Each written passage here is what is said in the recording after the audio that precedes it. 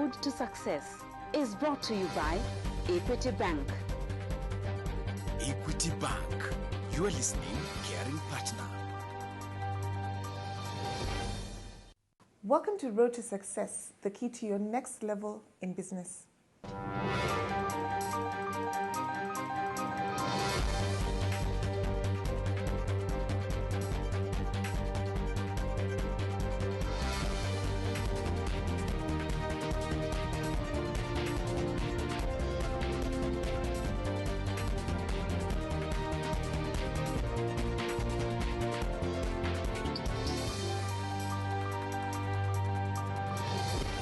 You're watching Road to Success, the key to your next level in business.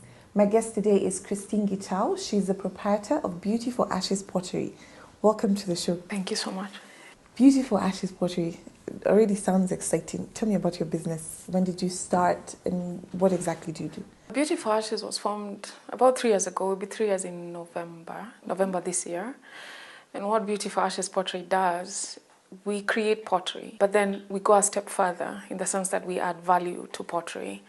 Pottery as we know it, I mean, every traditional community in this country has used pottery, either for storage or for cooking, and it comes from mud, a very, very basic raw material. So what we did, we took it from, the smoky kitchens in the backyard and we brought it to the forefront and actually made it an interior decor product. Tell me about the name, Beauty for Ashes, and then adding the pottery to it. Why did you pick that name? There is 2 connotations to the name of my company, and one of them is really just what it is. We as human beings come from mud. Life started with mud.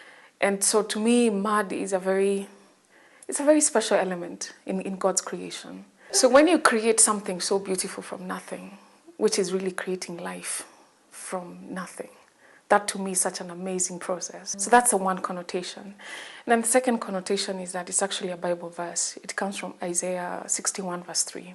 And it's a long verse. The whole chapter talks about how, when you give God your ashes, He makes beauty out of them.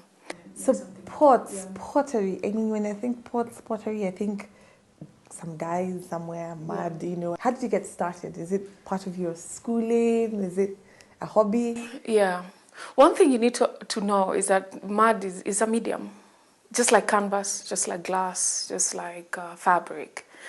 And for me, it was really, how do I express my creativity? And I did try all the mediums. I did try canvas. But to me, canvas is very one-dimensional. You only get the surface. So is fabric. You don't have that 3D effect. But can you imagine what you can do with pottery, with mud? I mean, you can create stuff that's out of this world. You can do sculptures. And then you can go to as little as little items like cups. So to me, that whole scale from something so small to something mighty for me was just something awesome. And how did I get into it? I've always liked to do stuff with my hands. And I tell you what, there's no feeling like creating with mud. And then another thing is that it's not really the end product, it's the process. And once you get somebody to understand that, then you introduce the love of mud and the love of pottery. So did you start, right from childhood, just creating stuff with mud, creating all these different, or is that what you went to school for? Or one day you just decided this is what you want to do? My background is actually in teaching. I have a Bachelor of Education in English and Literature. But alongside that, I've always been a creator. So I did all the other courses that I was supposed to do to get the degree until the creative bit of me I just couldn't put it to rest. It had to come out. And like I said before, I tried with different mediums and then landed on clay. 3 years ago, obviously, like you said, you started small. I'm trying to imagine what were the first things that you started to create, and then what does it look like now in terms of your product range? At the beginning, it was just trial and error, And even in the creation process, it was creating stuff that you've seen before, stuff that you've seen people buy. And then as I went along, I realized that I could actually carve a niche for myself in terms of my production, in terms of value addition. And therefore now I've segmented both my product and my market to the point where now that I know my product in and out, and I know the shelf life of that product. So within a certain time, I know, now it's time to change. Both the value addition in terms of what value I'm adding to it, and at the starting process, what does the design look like. Tell me about the product line. Tell me about the range. What you have. We have quite a number of products plus a service. So under the product, we've got outdoor use, where you have your ordinary pots that, for plants that are alive. And then we've got what I like to call domestic use. That's your utility, your cups, your plates, your casserole dishes. But then we also have an interior decor line where you have pots for dried flowers, candle holders. We do pottery classes for adults, but we also do craft parties for kids, because now we've discovered that parents want something more. We take craft parties to the party, so that now you have the fun bit. You do have your bouncing castle and stuff, but then you want to engage the kids at a different level. So we have a corner where we do craft activities, but all of them based on pottery and ceramics. Now, most recently, we've added a new product, which we're calling keepsakes, where it's clay, and we get imprints of baby feet and baby hands, and then we dry it up and we frame it. And that's probably going to be our most popular project. We are rolling it off from probably the middle of this month. We need to take a short break now. When we return, we'll hear more about Beauty for Ashes.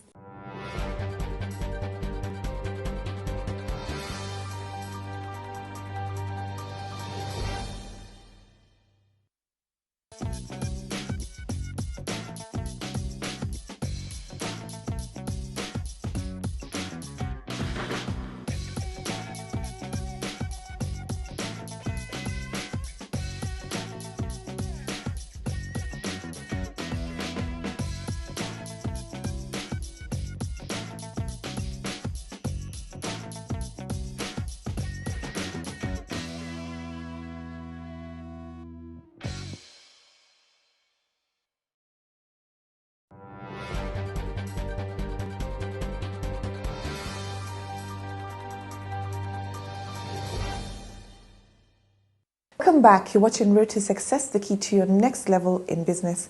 My guest today is Christine Gitau. She's the proprietor of Beauty for Ashes Pottery. Tell me about putting together the business. It's one thing to be passionate about something and just really loves, and then it's another thing to convert it into a business that actually takes care of your bills and is profitable. Yeah, so when I started alone 3 years ago, I actually started as a hobby.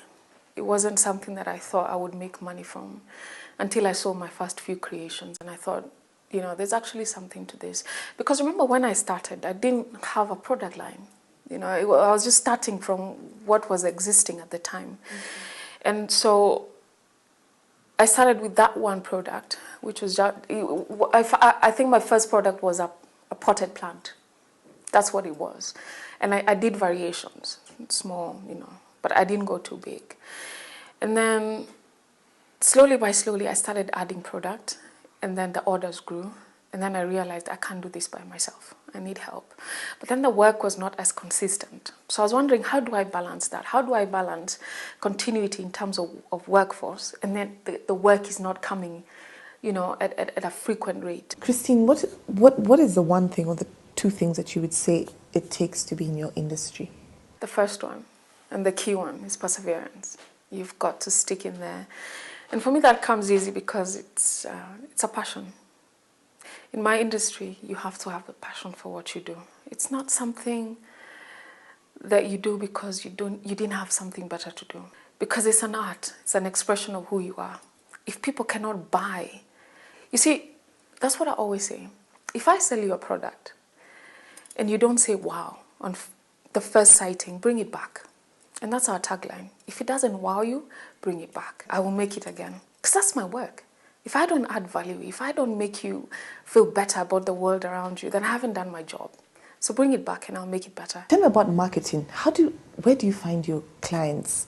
How do they find you? A lot of our marketing is done through word of mouth and through online. We're on Facebook, we're on Twitter, we have a website running. What's your website? ceramicartist.me.ke.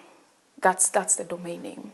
And then on Facebook, it's Beauty for Ashes Pottery. And then on Twitter, it's a ceramic artist. That's my Twitter handle. Now for the service, Our marketing is done through schools. The service, it came about very interestingly. It was actually an idea that we really stumbled upon because somebody said to us, you do such great work. Really, you've got the product down to a T. How about teaching people to do what you do so that they can actually, A, make it a hobby, or B, make money out of it? And to me, that made a lot of sense, especially making the money out of it. So we took it to the next level and we developed it as a product and we packaged it as a product. So we come to you and we're not just saying, okay, we'll come and, it's not a slapstick job. We actually sell to you the educational value of what we're doing. So aside from that, which is just an activity, there is the lessons that we break down if you want to learn how to do pottery, as a project. Lessons learned. I mean, you've been doing this for the last 3 years, obviously passionate for it all your life. Comes through. What are some of the lessons that you've learned? I think for me, the biggest lesson ever was follow your dream. We take too long and we wait for too long. And yet, if you don't live that dream, nobody's going to live it for you. And it takes courage. It does take courage. I don't say wake up tomorrow and follow your dream. No, you have to think about how you're going to eat and how you're going to feed your family. What have been some of the challenges pursuing your dream? My biggest challenge really has been a day-to-day affirmation of what I'm doing. It's not about the money. It's not about the market because it's there. It exists. It's just about the challenges. When you look at the future of Beauty for Ashes pottery, what do you see? So as far as tomorrow is concerned, I'll have a new product, either in the shape or the form or design. It has to be there. In terms of maybe several months down the road, maybe a year, I want to control my production, really, from start to finish.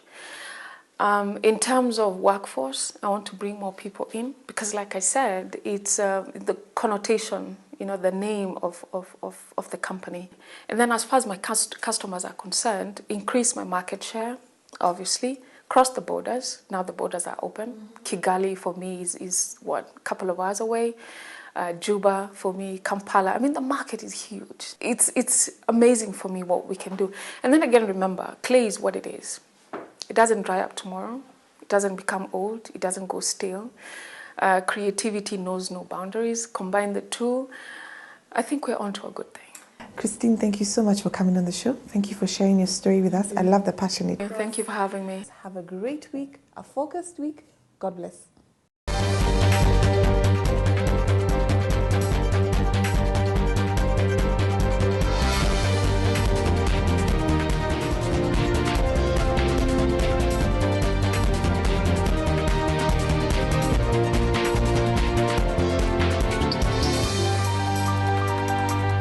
Road to Success is brought to you by Equity Bank.